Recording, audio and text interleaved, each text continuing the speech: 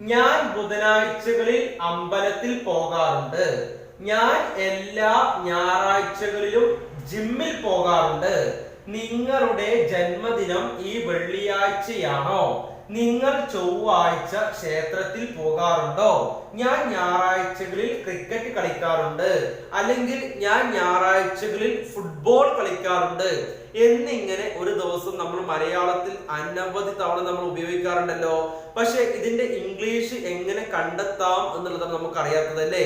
എന്നാൽ വളരെ എളുപ്പത്തിൽ നമുക്ക് ഇതിന്റെ ഇംഗ്ലീഷ് ഒന്ന് കണ്ടെത്തിയാലോ? ഒന്ന് നോക്കി നോക്കല്ലേ. ഞാൻ ബുധനാഴ്ചകളിൽ അമ്പലത്തിൽ പോകാറുണ്ട്. I go to the temple. I go to the temple on Wednesdays. എന്താണ്? ഞാൻ ബുധനാഴ്ചകളിൽ അമ്പലത്തിൽ പോകാറുണ്ട്. I go to the temple on Wednesdays. ഞാൻ എല്ലാ ഞായറാഴ്ചകളിലും ജിമ്മിൽ പോകാറുണ്ട്. I go to the gym. I go to the gym every Sunday. I go to the gym every Sunday. നിങ്ങളുടെ ജന്മദിനം ഈ വെള്ളിയാഴ്ചയാണോ? Is your birthday on this Friday? Is your birthday on this Friday? നിങ്ങൾ ചൊവ്വാഴ്ച ക്ഷേത്രത്തിൽ പോകാറുണ്ടോ? നിങ്ങൾ ചൊവ്വാഴ്ച ക്ഷേത്രത്തിൽ പോകാറുണ്ടോ? Do you go to the temple on Tuesdays? Do you go to the temple on Tuesdays? ഞാൻ ഞായറാഴ്ചകളിൽ ക്രിക്കറ്റ് കളിക്കാറുണ്ട്. I play cricket on Sundays. എന്താണ്? ഞാൻ ഞായറാഴ്ചകളിൽ ക്രിക്കറ്റ് കളിക്കാറുണ്ട്. I play cricket on Sundays. ഞാൻ ഞായറാഴ്ചകളിൽ ഫുട്ബോൾ കളിക്കാറുണ്ട്. I play football on Sundays. കണ്ടോ? വളരെ സിമ്പിൾ ആയിട്ട് നമുക്ക് മനസ്സിലായില്ലേ? ഒന്നുകൂടെ നോക്കി നോക്കല്ലേ. ഞാൻ ബുധനാഴ്ചകളിൽ അമ്പലത്തിൽ പോകാറുണ്ട്. I go to the temple on Wednesdays. I go to the temple on Wednesdays. I go to the temple on Wednesdays. ഞാൻ എല്ലാ ഞായറാഴ്ചകളിലും ജിമ്മിൽ പോകാറുണ്ട്. അല്ലെങ്കിൽ ഞാൻ എല്ലാ ഞായറാഴ്ചകളിലും ജിമ്മിൽ പോകും. I go to the gym every Sunday. I go to the gym every Sunday. നിങ്ങളുടെ ജന്മദിനം ഈ വെള്ളിയാഴ്ചയാണോ? Is your birthday on this Friday? Is your birthday on this Friday? നിങ്ങൾ ചൊവ്വാഴ്ച ക്ഷേത്രത്തിൽ പോകാറുണ്ടോ? Do you go to the temple on Tuesdays? Do you go to the temple on Tuesdays? ഞാൻ ഞായറാഴ്ചകളിൽ cricket കളിക്കാറുണ്ട്. I play cricket on Sundays. I play cricket on Sundays. Do you go to the temple on Tuesdays? Is your birthday on this Friday? I go to the gym every Sunday. I go to the temple on Wednesdays. കണ്ടോ? വളരെ simple ആയിട്ട് നമുക്ക് മനസ്സിലാക്കാൻ പറ്റിയില്ലേ? അപ്പൊ നമുക്ക് ഇതുപോലെ നമ്മൾ English പഠിക്കാൻ തുടങ്ങി കഴിഞ്ഞാൽ നമുക്ക് കോൺഫിഡൻസോട് കൂടി ഇംഗ്ലീഷ് കൈകാര്യം ചെയ്യുവാനും ആത്മവിശ്വാസത്തോട് കൂടി ഇംഗ്ലീഷ് സംസാരിക്കുവാനും അത്യാവശ്യത്തിന് നമുക്ക് മറ്റുള്ള ആളുകളുടെ മുന്നിൽ പിടിച്ചു നിൽക്കാനും ഇനി യൂറോപ്പ് പോലുള്ള രാജ്യങ്ങളിൽ എത്തിപ്പെട്ട് കഴിഞ്ഞാൽ അവിടെയുള്ള ആളുകളുമായി കമ്മ്യൂണിക്കേറ്റ് ചെയ്ത് പിടിച്ചു നിൽക്കാനും അതുപോലെ ഒരു എക്സാം വരികയാണെങ്കിൽ ആ എക്സാമിന് അത്യാവശ്യത്തിന് സ്കോർ ചെയ്യാനും അതുപോലെ തന്നെ നമുക്ക് ഒരു റെപ്യൂട്ടഡ് കമ്പനി അല്ലെ നമ്മൾ GCC പോലുള്ള രാജ്യങ്ങളിൽ നല്ല ജോലി നമ്മൾ ഇന്റർവ്യൂ സമയങ്ങളിലൊക്കെ അന്വേഷിച്ച് കണ്ടെത്താനും അല്ലെങ്കിൽ ഇന്റർവ്യൂ സമയങ്ങളിലൊക്കെ നമുക്ക് പാസ്സാകാനും നമുക്ക് ഇംഗ്ലീഷ് നിർബന്ധമാണ് അല്ലേ.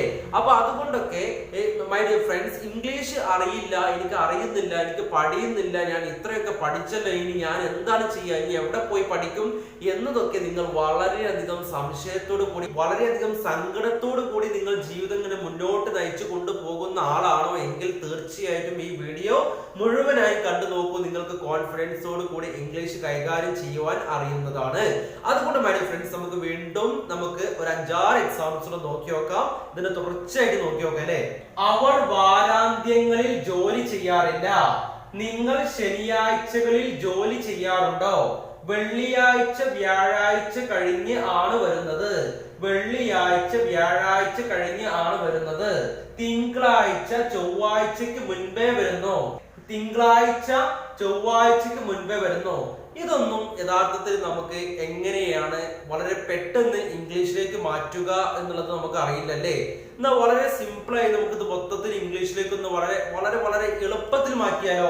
നോക്കി നോക്കല്ലേ. അവർ വാരാന്ത്യങ്ങളിൽ ജോലി ചെയ്യാറില്ല. ഷീ ഡസിന്റ് വർക്ക്, അവൾ ജോലി ചെയ്യാറില്ല. ഓൺ വീക്കെൻഡ്സ്, വാരാന്ത്യങ്ങളിൽ. എന്താണ് ഓൺ വീക്കെൻഡ്സ് എന്ന് പറഞ്ഞാൽ? എന്താണ് വാരാന്ത്യങ്ങളിൽ. വാരാന്ത്യങ്ങൾ എന്ന് പറഞ്ഞാൽ ആഴ്ച അവസാനം കേട്ടോ. നിങ്ങൾ ശനിയാഴ്ചകളിൽ ജോലി ചെയ്യാറുണ്ടോ? Do you work on Saturdays? എന്താണ് നിങ്ങൾ ശനിയാഴ്ചകളിൽ ജോലി ചെയ്യാറുണ്ടോ? Do you work on Saturdays? വെള്ളിയാഴ്ച വ്യാഴാഴ്ച കഴിഞ്ഞാണ് വരുന്നത്. വെള്ളിയാഴ്ച വ്യാഴാഴ്ച കഴിഞ്ഞ് ആണ് വരുന്നത്. Friday comes after Thursday. തിങ്കളാഴ്ച ചൊവ്വാഴ്ചക്ക് മുൻപേ വരുന്നു. തിങ്കളാഴ്ച ചൊവ്വാഴ്ചക്ക് മുൻപേ വരുന്നു. Monday comes before Tuesday. Monday comes before Tuesday. Weekday എന്ന് പറഞ്ഞാൽ എന്താണ്? തിങ്കളാഴ്ച മുതൽ വെള്ളിയാഴ്ച വരെ ഉപയോഗിക്കുന്നതിനെയാണ് നമ്മൾ എന്ത് പറയുന്നത്? തിങ്കളാഴ്ച മുതൽ വെള്ളിയാഴ്ച വരെ പറയുന്നതിനെയാണ് നമ്മൾ വീക്ക് ഡേ എന്ന് പറയുന്നത്. വീക്കെൻഡ് എന്ന് പറഞ്ഞാൽ എന്താണ്? ശനി ഞായർ ദിവസങ്ങളെ പറയുന്നതാണ് എന്ത്? ആഴ്ച അവസാനത്തെ പറയുന്നതാണ് എന്ത്? വീക്കെൻഡ് എന്ന് പറയുന്നത്. അപ്പൊ നമുക്ക് ഒന്നും കൂടെ നോക്കി നോക്കാം അല്ലേ? അവൾ വാരാന്ത്യങ്ങളിൽ ജോലി ചെയ്യാറില്ല. She doesn't work on weekends. നിങ്ങൾ ശനിയാഴ്ചകളിൽ ജോലി ചെയ്യാറുണ്ടോ? Do you work on Saturdays? വെള്ളിയാഴ്ച വ്യാഴാഴ്ച കഴിഞ്ഞ് ആണ് വരുന്നത്. Friday comes after Thursday. Friday comes after Thursday. തിങ്കളാഴ്ച ചൊവ്വാഴ്ചക്ക് മുൻപേ വരുന്നു. Monday comes before Tuesday. Weekday എന്ന് പറഞ്ഞാൽ തിങ്കളാഴ്ച മുതൽ വെള്ളിയാഴ്ച വരെ. വീക്കെൻഡ് എന്ന് പറഞ്ഞാൽ ശനി ഞായർ ദിവസങ്ങളെയാണ് നമ്മൾ എന്ത് പറയുന്നത്? ആഴ്ച അവസാനത്തിന് നമ്മൾ എന്ത് പറയുന്നത്? വീക്കെൻഡ് എന്ന് പറയുന്നത്. അപ്പൊ നിങ്ങൾക്ക് ഇത് വ്യക്തമായി മനസ്സിലാക്കാൻ പറ്റിയില്ലേ? ഇനിയും നമുക്ക് 2-3 എക്സാംസ് നോക്കി നോക്കാം അല്ലെ? ദീപാവലി അടുത്ത മാസമാണ്. ജനുവരി 1-ാം മാസമാണ്. അടുത്ത മാസം ഏതാണ്? വർഷത്തിൽ ഡിസംബർ അവസാനത്തെ മാസമാണ്. ഡിസംബർ നവംബറിന് ശേഷമാണ്.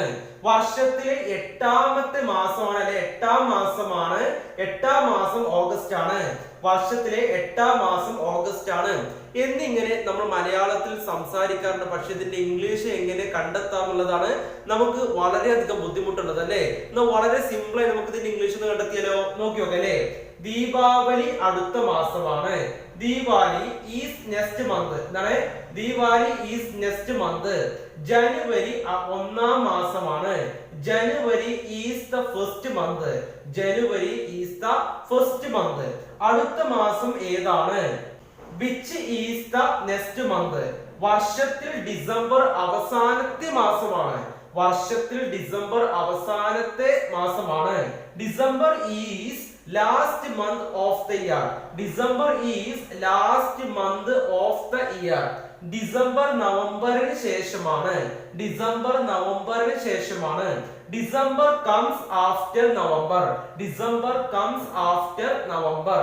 വർഷത്തിലെ 8-ാം മാസം ഓഗസ്റ്റ് ആണ്. August is the 8th month of the year. August is the 8th month of the year. കണ്ടോ? വളരെ സിമ്പിൾ ആയിട്ട് മനസ്സിലാക്കാൻ പറ്റിയില്ലേ? ഒന്നും കൂടെ നോക്കി നോക്കാം അല്ലെ? എന്താണ്? ദീപാവലി അടുത്ത മാസമാണ്. Deepavali is next month. Deepavali is next month. ജനുവരി 1-ാം മാസമാണ്. January is the first month. January is the first month. അടുത്ത മാസം ഏതാണ്? Which is the next month. Which is the next month. വർഷത്തിൽ ഡിസംബർ അവസാനത്തെ മാസമാണ്. December is last month of the year. December is last month of the year. ഡിസംബർ നവംബറിന് ശേഷമാണ്. ഡിസംബർ നവംബറിന് ശേഷമാണ്. നോക്കി നോക്കാം. December comes after November. December comes after November. വർഷത്തിലെ 8-ാം മാസം ഓഗസ്റ്റ് ആണ്. August is the 8th. നോക്കി നോക്കൂ. 8-ാമത്തെ 8th month of the year. കണ്ടു? വളരെ സിമ്പിൾ ആയിട്ട് മനസ്സിലാക്കാൻ പറ്റിയില്ലേ? അപ്പൊ നമ്മൾ വിചാരിക്കും നമുക്കൊക്കെ ഇംഗ്ലീഷ് സംസാരിക്കാൻ പഠിക്കുക എന്നുള്ള വലിയ ബുദ്ധിമുട്ടാണ്. എന്നെ കൊണ്ട് കഴിയില്ല. ഇനി ഞാൻ ആരോട് ചോദിച്ചാൽ ഇംഗ്ലീഷ് സംസാരിക്കുക എന്നെ കൊണ്ട് ഇനി കഴിയുമോ എന്നൊക്കെ വളരെയധികം സംശയത്തോടു കൂടി മുന്നോട്ട് സഞ്ചരിക്കുന്ന ആളുകൾ ഉണ്ടെങ്കിൽ തീർച്ചയായിട്ടും ഈ വീഡിയോ നിങ്ങൾ മുഴുവനായി കണ്ടു നോക്കൂ. വിട്ടിട്ടില്ല. ഒരു 4 എക്സാംസുകൾ നോക്കല്ലേ? വർഷത്തിലെ ആദ്യത്തെ മാസമാണ് ജനുവരി. വർഷത്തിലെ രണ്ടാമത്തെ മാസമാണ് ഫെബ്രുവരി.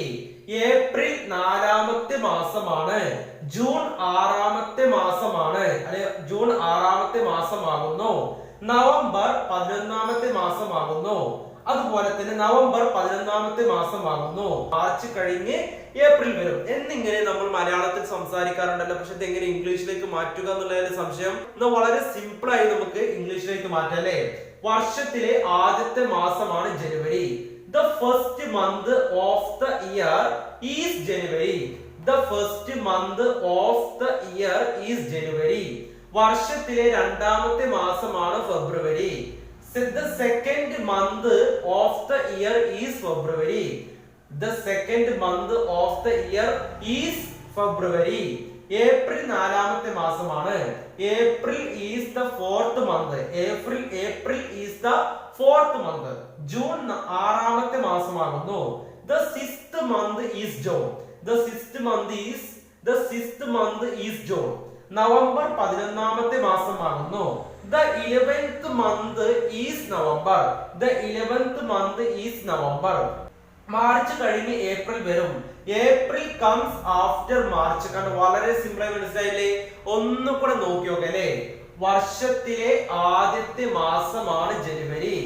The first month of the year is January. വർഷത്തിലെ രണ്ടാമത്തെ മാസമാണ് ഫെബ്രുവരി. The second month of the year is February. ഏപ്രിൽ നാലാമത്തെ മാസമാണ്. April is the fourth month. ജൂൺ ആറാമത്തെ മാസമാകുന്നു. The sixth month is June. നവംബർ 11ാമത്തെ മാസമാകുന്നു. ഇത് 11th month is November. മാർച്ച് കഴിഞ്ഞ് ഏപ്രിൽ വരും. April comes after March. കാരണം വളരെ സിമ്പിൾ ആയിട്ട് നിങ്ങൾക്ക് മനസ്സിലാക്കാൻ പറ്റിയില്ലേ? അതുകൊണ്ട് മൈ ഡിയർ ഫ്രണ്ട്സ്, നമുക്ക് വീണ്ടും പുതിയൊരു വീഡിയോയിൽ പുതിയൊരു എപ്പിസോഡുമായിട്ട് നമുക്ക് കാണാം. Okay, bye bye.